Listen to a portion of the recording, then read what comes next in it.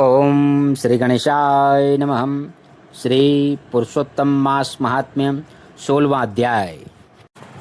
सब तीर्थों में स्नान करने के बराबर फल इस पुरुषोत्तम महात्म्य के सुनने वाले को होता है। जो मनुष्य पृथ्वी की प्रदक्षिणा करके जो पुण्य प्राप्त करता है वही इस पुरुषोत्तम महात्म्य के सुनने से प्राप्त करता है। तो आइए सुनते हैं श्री पुरुषोत्तम मास महात्म्य 16वां अध्याय। सुदेव प्रति उद्बोधन। वाल्मीकि कहने लगे, इस प्रकार अनुपम वर देकर दोनों स्त्री पुरुषों को देखते देखते विष्णु भगवान गरुड़ पर चढ़कर अपने स्थान को चले गए।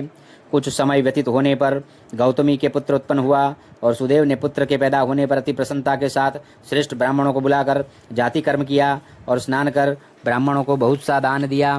पिता के मनोरथ के साथ माता के मन को आनंद देने वाला वह पुत्र शुक्ल पक्ष के चंद्रमा के समान बढ़ने लगा।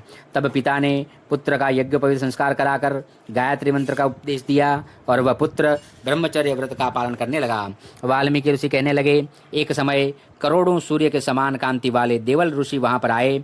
उनको देखकर सुदेव ने उनके लिए आसन बिछाया। उस आसन पर देवल मुनि बैठकर बोले, ये सुदेव, लक्षणों से युक्त यह तुम्हारा पुत्र महाभाग्यवान है, परंतु इसमें एक ही दोष है जिससे इसके सब गुण व्यर्थ हो जाते हैं।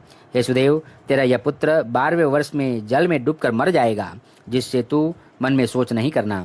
अवश्य होने वाला तो होगा ही, इसमें कोई संशय नहीं है, इसका कोई उपाय नहीं है। वाल्मीकि जी कहने लगे, देवल ऋषि के ऐसे वचन सुनकर सुदेव शर्मा पृथ्वी पर गिर पड़े और देवल मुनि इतना कहकर ब्रह्मलोक को चले गए। और सुदेव देवल मुनि के वचनों का स्मरण कर बहुत काल तक विलाप करते रहे।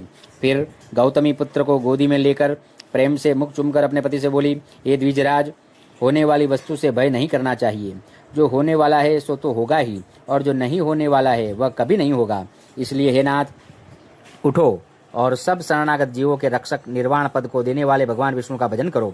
वाल्मीकि ऋषि कहने लगे, इस प्रकार सुदेव ब्राह्मण अपनी स्त्री के वचन सुनकर सद्गुण को प्राप्त हुआ और हृदय में हरि के चरण कमल को धारण कर अपने पुत्र से उत्पन्न दुख को तत्काल त्याग दिया।